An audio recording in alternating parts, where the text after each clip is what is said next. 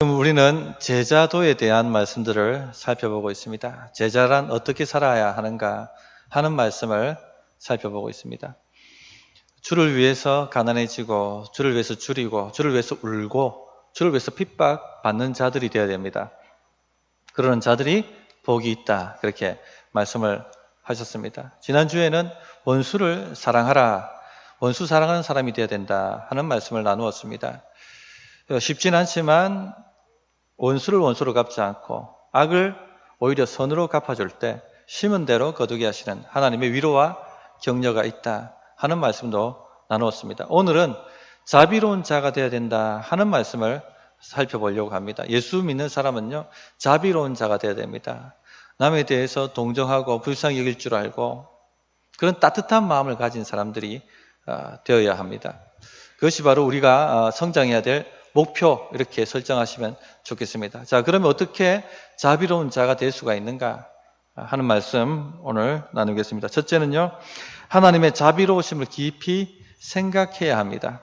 36절, 너희 아버지의 자비로우심 같이 너희도 자비로운 자가 되라, 이렇게 말씀하시죠. 자비로운 자가 되려면요, 먼저 하나님의 자비하심을 맛보아 알아야 합니다. 인격적으로 하나님이 얼마나 우리에게 자비로우신지, 어떤 자비를 베푸셨는지 이것을 맛보아 알아야지 다른 사람에게도 자비로운 자가 될 수가 있습니다. 우리가 흔히 그런 말을 하지 않습니까? 사랑받아본 사람이 사랑할 줄 알고 은혜 받아본 사람이 은혜 베풀 줄 안다, 그런 말을 하지 않습니까? 제가 학생들을 양육을 해보니까 부모님의 사랑을 많이 받은 자녀들이 타인에 대해서도 굉장히 배려심이 있고 굉장히 또 너그럽게 대하는 것을 발견했습니다. 그런데 부모의 사랑을 제대로 충분히 받지 못했던 아이들은요, 굉장히 상대방에 대해서, 타인에 대해서 까칠하게 반응하고 또 자기만 아는 그런 모습들을 보았습니다. 마찬가지입니다. 영적으로도 마찬가지입니다. 우리 자비로운 자가 되려면요, 하나님이 우리에게 자비하셨다, 하나님의 자비를 우리가 맛보아 알아야 되는 것입니다. 자비란 건 무엇입니까? 은혜하고도 같은 말입니다. 은혜 정의 다 알고 계시죠? 은혜는 자격 없는 자에게 주시는 하나님의 값없는 호의를 은혜라고 얘기합니다. 받을 자격이 없는데 하나님께서 그냥 값없이 나에게 은혜를, 호의를 베풀어 주시는 것이죠. 여기에 자비라는 것은 동정한다, 불쌍히 여긴다, 연민한다 하는 감정이 들어가는 것이 바로 자비입니다. 마태복음 18장에 이 자비에 대한 얘기가 나오죠. 1만 달란트 빚진 자 비유입니다. 1만 달란트 빚진 자가 있었습니다. 1만 달란트, 오늘날로 치면요, 몇 조에 해당하는 돈입니다. 갚을 수 없는 돈이죠. 평생에 갚을 수가 없는 그런 빚을 진 사람이 있었습니다. 임금이 불러서 빚을 청산하자고 얘기합니다. 청산할 수가 없죠. 참아달라, 좀 기다려달라, 내가 다 갚겠다. 갚을 수 없다는 것 압니다. 그래서 임금이 모든 재산을 다 몰수하고 또 자신의 자녀까지 팔아서, 노예로 팔아서 갚게 만들라고 판결을 내립니다. 그러자 이 사람이 완전히 이제 사정사정을 하는 것이죠. 좀 참아달라. 근데 그 형편을 보고 임금의 마음에 불쌍히 여기는 마음, 그 형편에 대해서 동정하는 마음이 일어났습니다. 그래서 이렇게 말씀하시죠. 그 종의 주인이 불쌍히 여겨 놓아 보내며 그 빚을 탕감하여 주었더니, 이렇게 말씀합니다. 이것이 바로 자비입니다. 은혜를 베풀었는데 연민하고 동정하는 감정이 함께 들어가 있는 것이죠. 자, 그럼 무자비는 뭡니까? 무자비하다. 내가 은혜 받은 사람이다, 내가 자비 받은 사람이다 하는 것을 망각하고 타인에 대해서 굉장히 냉혹하게 대하는 사람을 바로 무자비한 사람이다, 우리가 이렇게 표현을 하죠. 오늘 예로 들었던 그 1만 달란트 빚진 종, 탕감받은 종이 그 모습을 보여줍니다. 자, 탕감받고 난 다음에 왕궁을 나가는데 자신한테 100데나리온 빚진 자를 만나게 됩니다. 데나리온은 일꾼의 하루 품삯입니다. 오늘날로 또 환산하면 한 1,000만 원 정도 되겠습니다. 1,000만 원 빚진 사람을 만나게 된 것이죠. 멱살을 잡고 왜 돈을 갚지 않느냐고 막 야단을 칩니다.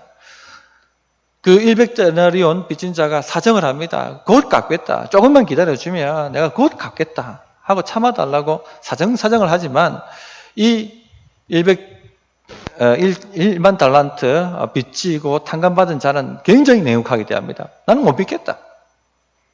갚기 전에는 너 감옥에서 나올 생각하지 마라 하고 감옥에다가 가두어 버립니다. 이것이 바로 무자비함입니다. 무자비함. 이 1만 달란트 탕감받은 종이 놓친 것이 무엇입니까? 자신이 자비를 경험한 사람이다. 감당할 수 없는 놀라운 자비를 받은 사람이다 하는 것을 망각해버린 것이죠. 우리가 자비를 받았다 하는 사실을 망각하게 되면요, 무자비한 사람이 됩니다. 은혜 받았다 하는 것을 망각하면 변망득한 사람이 되는 것처럼, 내가 자비하심을 받았다는 것을 잊어버리게 되면 사람들에게 굉장히 무자비한 사람이 됩니다. 성도님들, 사실 우리가요 1만 달란트 빚진 자와 같습니다. 갚을 수 없는 빚을 하나님께 진 사람들입니다. 우리는 우리 죄로 말미암아 하나님의 심판과 저주를 받을 수밖에 없는 죄인들이었습니다. 인생이 잘 될 수 없는 존재였습니다. 잘 되는 게 이상한 일이었죠. 또 세상 사람들이 말하는 것처럼 화와 액이 우리 삶 가운데 놓여 있어서 뻥뻥 터질 수밖에 없는 그런 인생이었습니다. 저주받은 인생이었고 심판받은 인생이었고 잘 될 수 없는 인생이었고 우한 질고가 끊이지 않고 일어나는 존재였습니다. 우리는요, 우리 스스로가 좀 괜찮은 사람이라고 생각을 하는 경향이 있습니다. 내가 80% 정도는 잘하는데 20% 모자라다. 그 20% 하나님께서 채워주신다, 도와주신다. 이렇게 생각하는 경향이 있습니다. 많이 양보해서도 한다고 치더라도 내가 50%는 그런 대로 내가 좀 하지 않느냐.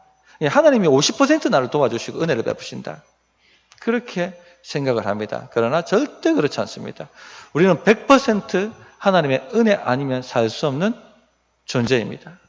하나님의 은혜 때문에, 그 100%의 은혜 때문에 지금도 살고 있는 것이죠. 이 진리가 우리 성도님들 심장에 쾅 하고 박혀야 됩니다.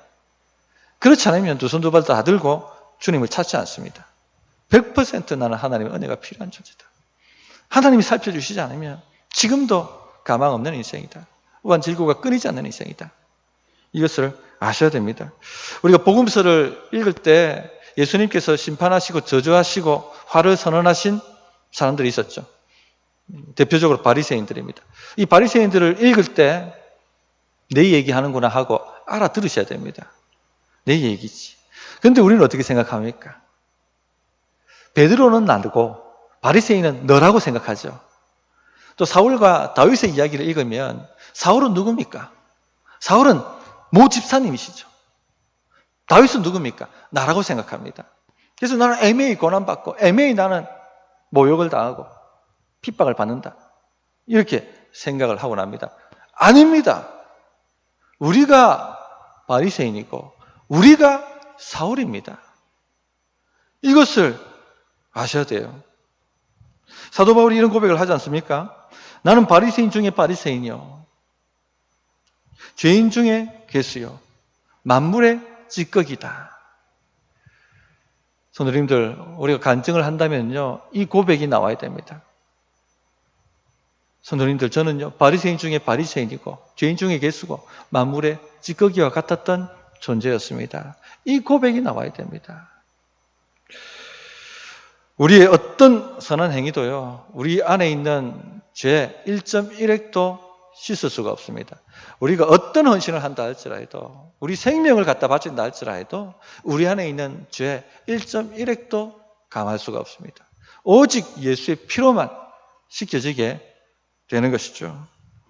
우리는 죄 가운데 죽었던 사람이고 육체를 따라 육체의 욕심을 행하던 사람이었고 교만하여 하나님을 찾지 않았고 하나님을 예배하지도 않았고 경배하지도 않았고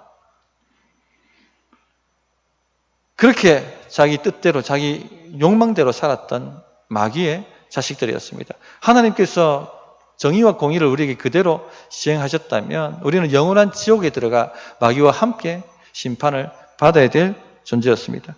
그러나 에베소서 2장 4절에 말씀하신 것처럼 긍휼이 풍성하신 하나님이 우리를 사랑하신 그 큰 사랑을 인하여 허물로 죽은 우리를 그리스도와 함께 살리셨습니다.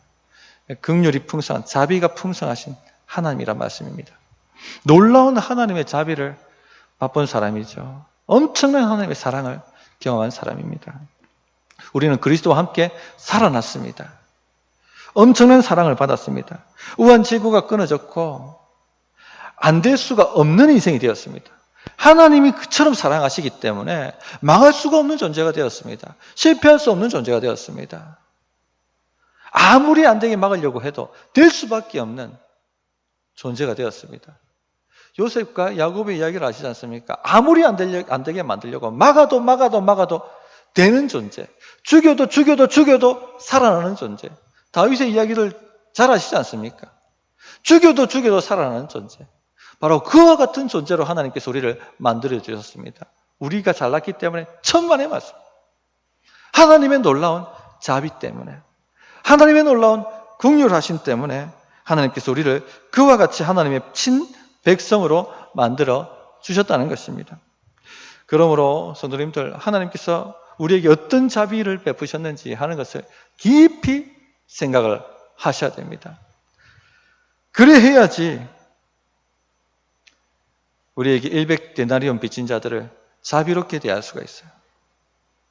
1만 달란트 빚진 자가 놓친 것이 바로 이것이죠. 이렇게 내가 큰 자비를 받았다 하는 것을 놓쳐버린 것입니다. 너희도 자비로운 자가 되라. 누구에게 자비로운 자가 되어야 됩니까? 특히 원수에게, 우리를 미워하고 박해하고 모욕하고 욕하는 사람들에게 그렇게 하셔야 됩니다. 이 쉽지 않습니다. 우리 힘으로는 죽었다 깨어나도 원수에게 자비로울 수가 없어요. 지난주에 말씀을 나눴습니다만 선으로 악을 갚아야 한다. 다 알죠. 근데 막상 실전에 들어가면 죽기보다 힘든 게 바로 이거예요.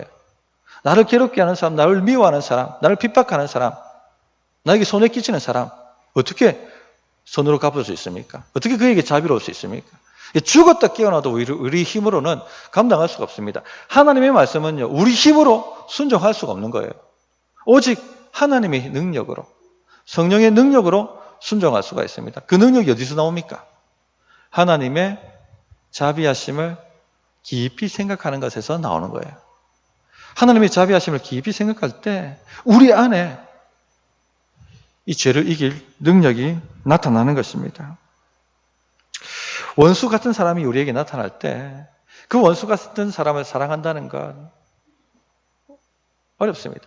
원수를 사랑하려고 하면 우리 안에 죄법이 역사하는 것을 깨닫게 됩니다. 오히려 내가 이 사람 사랑해야 되지 하면 뭐가 일어납니까? 우리 마음에 아니다. 이 사람이 나에게 어떤 일을 행했는데, 얼마나 나에게 피해를 끼쳤는데, 뒤에서 나를 얼마나 욕했는데, 이 사람 정죄받아야 돼, 심판받아야 돼, 형벌을 받아야 돼, 하나님이 진노하셔야 돼, 이런 생각이 팍 하고 올라오죠.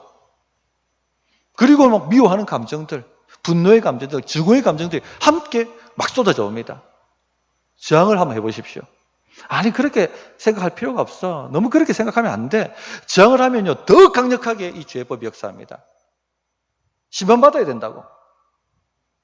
더 강력한 미워하는 마음과 증오의 마음과 분노의 마음과 이런 것들이 우리의 마음을 사로잡아 버립니다.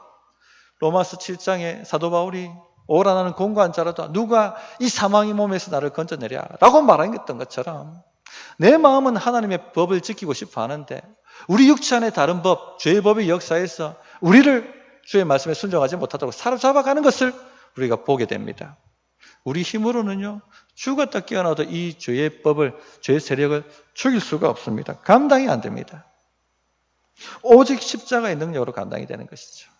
하나님이 나에게 얼마나 자비하셨는가, 하나님 나에게 얼마나 자비하셨는가, 이것을 깊이 생각할 때 우리 안에 능력이 나타납니다. 나를 위해 죽어주신 예수님, 나를 위해 대신 욕들어 주신 예수님, 나를 위해서 모든 것을 빼앗기신 예수님, 나를 위해서 생명까지 내어놓으신 예수님, 그 자비를 생각할 때 원수를 사랑하고 원수에 대하여 자비로울 수 있는 능력이 우리 안에 나타납니다. 죄를 죽일 능력이 우리 안에 나타납니다. 그러므로 성도님들, 하나님의 자비하심을 깊이, 늘 깊이 생각하시기를 바랍니다. 자, 구체적으로 어떻게 자비를 베풀 것인가? 2가지 하지 말라와 2가지 하라를 잘 실천하시면 자비로운 성품으로 성장하게 될 줄 믿습니다. 첫째, 비판하지 말라, 정죄하지 말라 하는 말씀이 나오죠. 37절입니다. 비판하지 말라, 그리하면 너희가 비판을 받지 않을 것이요. 정죄하지 말라, 그리하면 너희가 정죄를 받지 않을 것이요. 자, 비판하지 말라. 우리가 남에 대해서 말을 많이 하는 편이죠. 335 모이면 남의 말 하게 되죠. 남의 말 하면 참 맛이 있습니다. 묘한 맛이 있습니다. 그런데 이때 주의를 하셔야 됩니다. 자칫 잘못하면 비판하고 악하게 판단을 할 수가 있습니다. 자, 그러면 이제 질문이 생길 겁니다. 목사님, 그러면 남의 얘기는 뭐 전혀 하면 안 됩니까? 어떻습니까, 성도님들? 남의 얘기 전혀 하면 안 됩니까? 판단하면 안 됩니까? 비판하면 안 됩니까? 입 딱 닫아야 됩니까? 어떤 것 같아요? 신천지가 한 사람 들어왔다. 늘 교회 욕하고, 늘 목사 지금 성경 잘못 가르친다 얘기하고, 딴 데 가서 성경 배우지 않을래, 이렇게 얘기하고 돌아다니는 사람이 있다. 비판하지 말라 했으니까 입 다물고 있어야 됩니까? 어떻게 하셔야 돼요? 판단하셔야 되는 것이죠. 이거 뭔가 문제가 있다. 그리고는 교회에다 얘기를 하셔야 되는 것입니다. 자, 어떤 사람이 죄를 범했다. 비판하지 말라 했으니까 넘어가야 됩니까? 당연히 어떤 판단도 내리지 않고 그냥 넘어가야 됩니까? 그렇게 되면 어떻게 되겠습니까? 교회가 완전히 흔들립니다. 교회가 엄청난 피해를 경험하게 되는 것이죠. 우리는 판단해야 됩니다. 그러나 성경과 상식의 기준을 해서 판단을 내려야 되는 것이죠. 사도 바울도 판단을 했습니다. 고린도전서 5장에 보면 아버지의 아내를 가늠한 아주 세상 사람도 하지 않을 만한 일을 한 사람이 교회 안에 생겼습니다. 판단해야 되죠. 그래서 고린도전서 5장 3절에 보면 바울이 이렇게 얘기합니다. 내가 실로 몸으로 떠나 있으나 영으로는 함께 있어서 거기 있는 것 같이 이런 일을 행한 자를 이미 판단하였노라. 여기에 판단하였노라에 사용된 헬라어 단어가 크리노입니다. 오늘 우리가 읽었던 누가복음 6장 37절 비판하지 말라에 사용된 단어와 똑같은 단어입니다. 크리노. 비판해야 됩니다. 판단해야 됩니다. 성경과 상식의 기초에서 판단을 내려야만 하는 것이죠. 비판해야만 하는 것이죠. 한 번은 교회에 이상한 예언을 하고 다니시는 분이 있었습니다. 목자였습니다. 목원 식구들한테 내 말을 듣지 않으면 저주가 임한다고 막 그렇게 예언을 하는 사람이었습니다. 그리고 성경과 다른 이상한 가르침을 가르치고, 그리고 자신이 다니고 있는 기도원에 데리고 다녔습니다. 이 성도들이 교회 출석을 안 하는 겁니다. 이 교회가 이상하게 생각해가지고 전화를 했죠. 이 전화를 해도 받지도 않고 신방도 받지 않으려고 하고, 나중에 수소문 했더니 목자가 너무 무서워서 교회 못 나오겠다. 무슨 일이냐고 들었더니 막 자기 말 안 들으면 저주가 임한다고 늘 막 그렇게 얘기하고, 자기가 섬기고 있는 기도원에 안 가면 저주가 임한다고 늘 그렇게 막 하니까 아예 그냥 도망가 버린 것입니다. 교육자들이 회의를 하고 이 사람을 주의를 줘야겠다 하고 판단을 내렸습니다. 불러서 조용히 권면했습니다. 다시 이런 일이 재발되지 않도록 하십시오. 그렇지 않으면 어렵습니다. 목자도 내려드릴지 모릅니다 하고 권면을 했습니다. 그러나 이분은 교회가 하는 권면을 듣지 않았습니다. 동일하게 그 일들을 반복하는 것입니다. 다시 교육자들이 모였습니다. 그리고는 최후 통첩을 날려야겠다. 목자들 내려놓으셔야 되겠고, 그리고는 순종하지 않는다면 교회를 나가셔야 된다 하는 말을 전하게 되었습니다. 자, 그렇게 불러서 최후 통첩을 날렸습니다. 그랬더니 이 아들 되는 분이 와가지고는 저를 만나자고 하더라고요. 만나놓고는 굉장히 막 분노하고 화를 내는 것입니다. 교회가 어떻게 이렇게 할 수 있느냐? 교회는 사랑해야 되지 않느냐? 그런데 어떻게 목자를 내려놓으라 하고 또 말을 듣지 않으면 교회를 떠나셔야 된다고 말할 수 있느냐? 하고 따져 물었습니다. 그런데 성도님들, 분별 없는 사랑, 분별 없는 자비가 교회를 완전히 망쳐놓을 수 있다는 것 잘 아시지 않습니까? 우리는 성경과 상식에 비추어서 판단을 해야 됩니다. 비판을 해야 합니다. 여기서 비판하지 말라는 것은요, 정죄하지 말라는 것입니다. 그래서 비판하지 말라, 정죄하지 말라 같은 말입니다. 정죄는요, 자신이 마치 하나님이 된 것처럼, 자신이 재판장이 된 것처럼, 자신이 완전히 의로운 사람이 된 것처럼 남을 심판하는 것입니다. 형벌을 받아야 돼. 저주를 받아야 돼. 하고 낙인을 찍는 것이죠.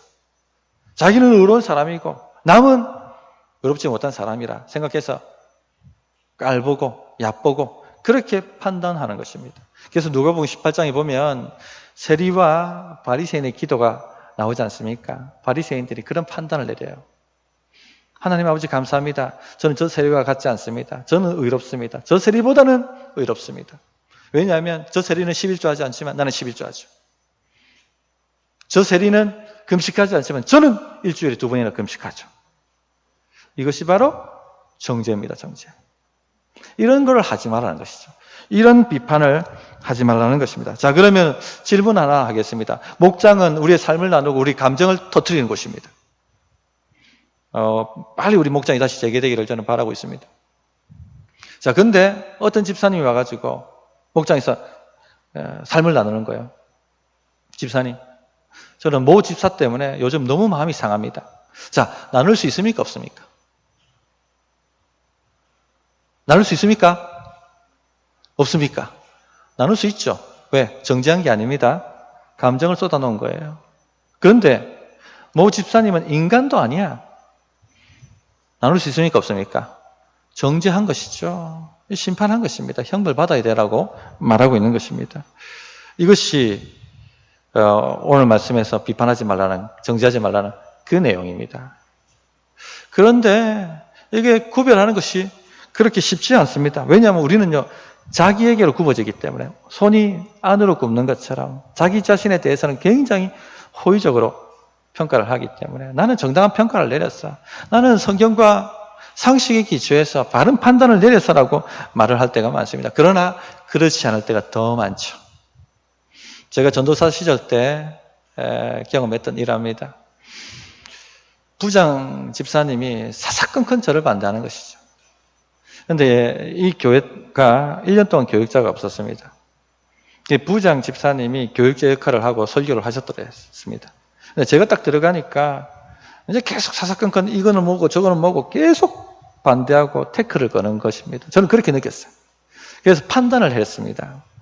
이분이 자기 기득권이 무너지니까 나를 밀어내려고 이렇게 하나님의 일을 방해한다 하고 악하다 하고 판단을 내렸던 것이죠. 한마디로 정지해버린 것입니다.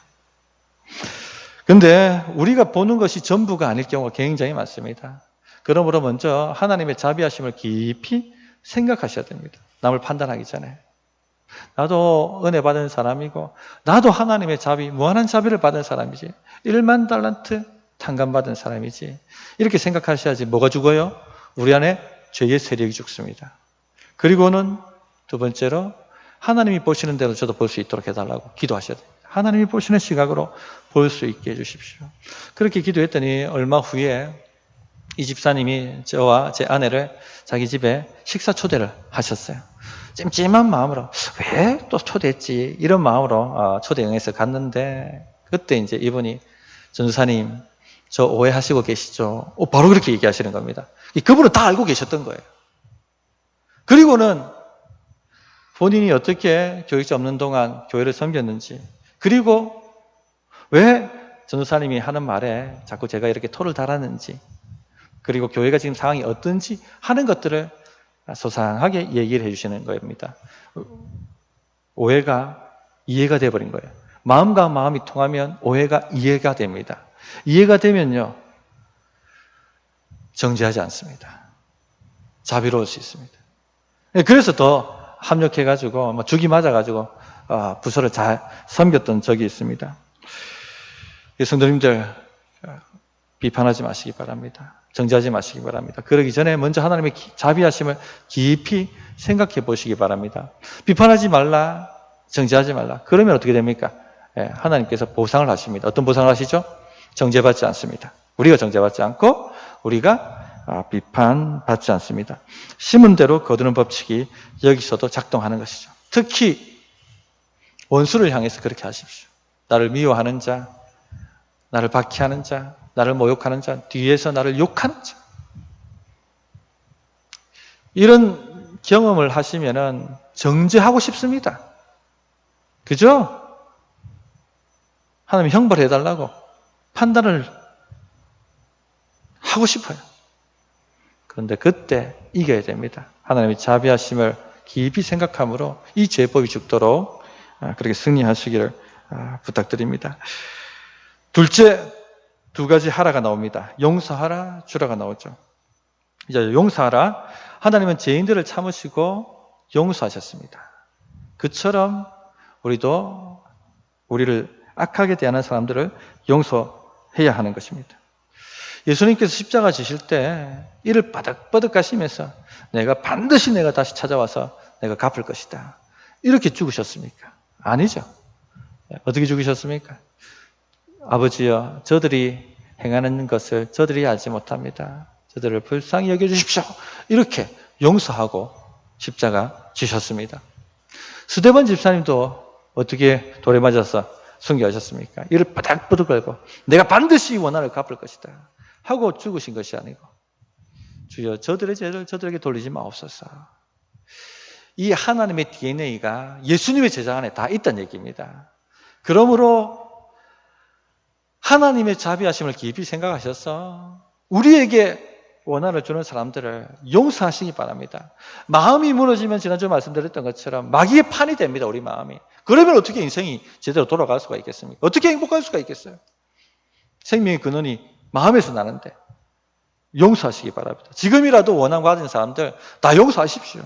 주님이 용서하셨는데 왜 못하겠습니까? 할 수 있습니다. 또 38절에 주라고 말씀하셨죠. 38절 주라, 그리하면 너에게 줄 것이니 곧 후이되어 누르고 흔들어 넘치도록 하여 너에게 안겨주리라. 너희가 헤아리는 그 헤아림으로 너희도 헤아림을 도로 받을 것이니라. 하나님께서는요, 독생자도 아끼지 않고 죄인들을 위해서 아낌없이 내어놓으셨습니다. 우리도 그렇게 하라는 얘기입니다. 특히 주라, 이 말은 구제하라는 얘기죠. 어려운 사람들을 도우라는 얘기입니다. 원수가 어려울 때도 도우라는 얘기입니다. 자, 일본, 우리한테는 원수 같은 나라죠. 일본이 어렵다. 도와야 됩니까? 안 도와야 됩니까? 도와야 됩니다. 북한, 여전히 우리에게 총뿌리를 갖다 대고 있습니다. 어렵다면 인도적인 차원에서 도와야 됩니까? 안 도와야 됩니까? 도와야 됩니다. 이것이 그리스도의 제자의 마음이에요. 자비로워야 됩니다. 그래서 요즘은 이 나라가 구제를 잘합니다.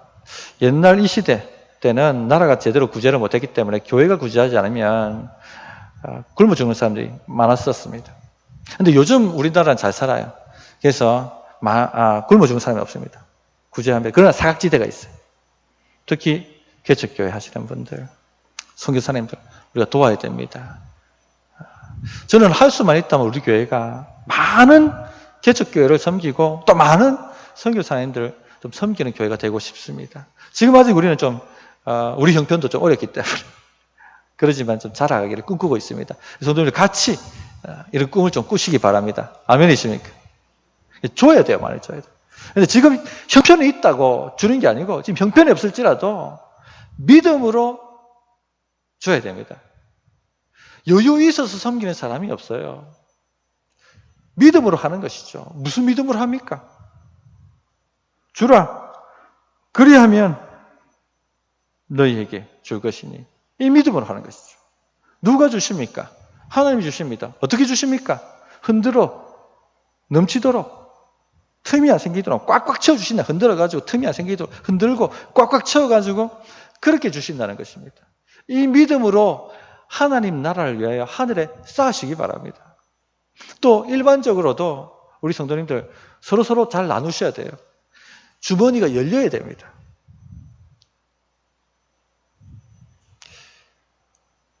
특히 좀 어려운 분이 있다 하면 십시일반 도와야 돼요. 우리 교회는 잘하는 것 같아요.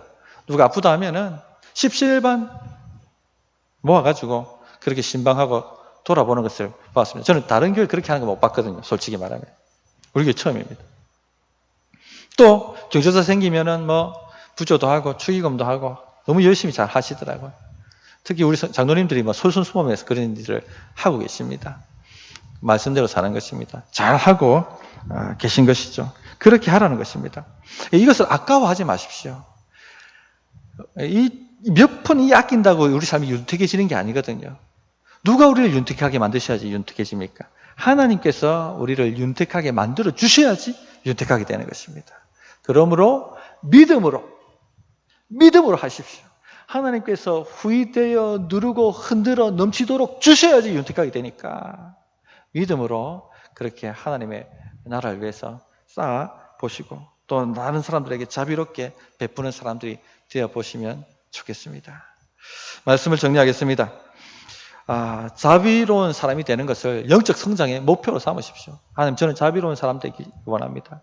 나중에 우리 후배, 믿음의 후배들이 우리 생각할 때, 아이고, 모 집사님 생각하면, 모 장로님 생각하면, 모 권사님 생각하면 정말 자비로운 사람이야. 이렇게 되기를 목표로 삼으십시오. 그것이 우리 성숙의 목표입니다. 그렇게 되기 위해서는 어떻게 하셔야 됩니까? 하나님이 얼마나 우리에게 자비로우셨는가 하는 것을